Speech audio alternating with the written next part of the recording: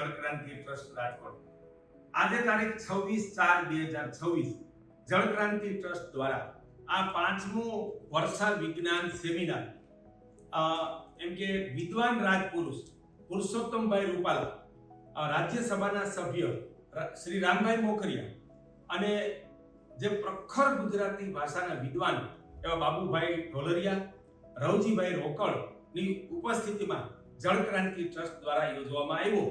એમાં ઘણા બધા પરિચિતોમાંથી જેઓ વર્ષા વિજ્ઞાનની લગભગ સત્યની નજીક કે સચોટ આગાહી કરી શકે છે એવા શ્રી જીવતીબેન વેલજીભાઈ રોકડ, રમણીકભાઈ વામજા વંથલી, કિશોરભાઈ ભાડજા મોરબી, પરેશભાઈ ગોસ્વામી જુનાગઢ, મોહનભાઈ દલસાણીયા જુનાગઢ, ગોપાલભાઈ ચોવટિયા ગામ આણંદપુર તાલુકો જુનાગઢ, બાબુભાઈ રૂપાવટિયા તાલુકો કુકાવાવ, બાબુભાઈ સુમણિયા દ્વારકા જિલ્લો, ભીમભાઈ ઓડેદરા કુતિયાણા તાલુકો, ભગવાનભાઈ સુરાણી ગઢડા અને ઉકાભાઈ આસોદરિયા ગામ ચોકી. આ 11 તજજ્ઞોને બોલાવવામાં આવ્યા.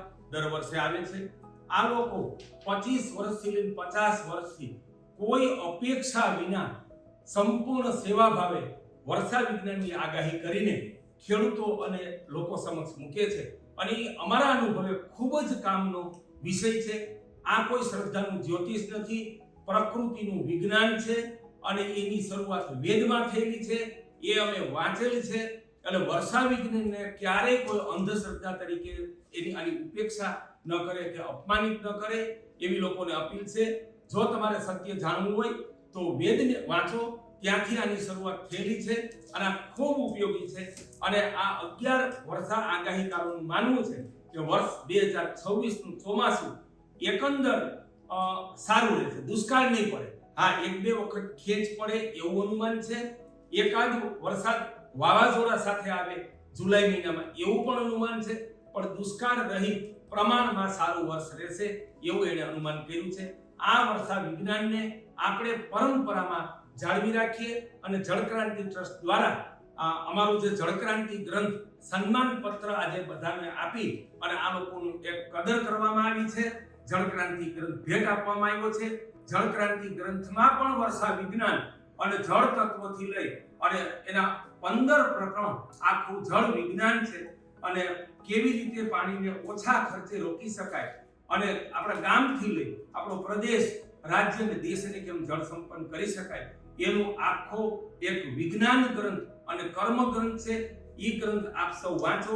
એ ગ્રંથ મંગાવવા માટેનો નંબર છે 9978846503 અને ભવિષ્યમાં રૂપાલા સાહેબની લાગણીને માન આપીને વર્ષા વિજ્ઞાન નામે એક પુસ્તક પણ જળક્રાંતિ ટ્રસ્ટ દ્વારા તૈયાર કરવામાં આવશે.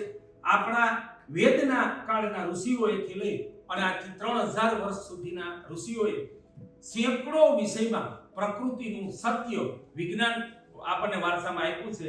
એ આયુર્વેદ હોય, ખગોળ હોય, વર્ષા વિજ્ઞાન હોય, પ્રકૃતિ વિજ્ઞાન હોય, ગો વિજ્ઞાન હોય, કૃષિ વિજ્ઞાન હોય, એનો આપણે અભ્યાસ કરી અને એ પ્રમાણે આપણી જીવનશૈલી ગોઠવશું તો આપણું જીવન સફળ થશે, દિવ્ય આરોગ્યની પ્રાપ્તિ થશે, આપણી કૃષિ સફળ થશે અને આ વિજ્ઞાનને વિશ્વ સમક્ષ મૂકશું.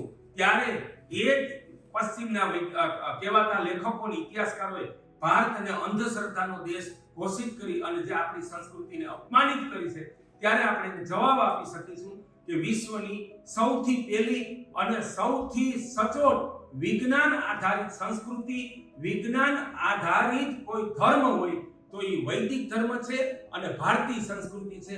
આનો આપણે ગૌરવ કરીએ, આનો અભ્યાસ કરીએ અને આ તમામ વિજ્ઞાનને જીવનમાં અનુસરીને ભારતને સુવર્ણભૂમિ રાષ્ટ્ર બનાવીએ અને આ વિજ્ઞાનને વિશ્વમાં મૂકી અને ભારતીય સંસ્કૃતિનું, ભારતનું ગૌરવ વધારીએ. મનસુખભાઈ સુવર્ણ.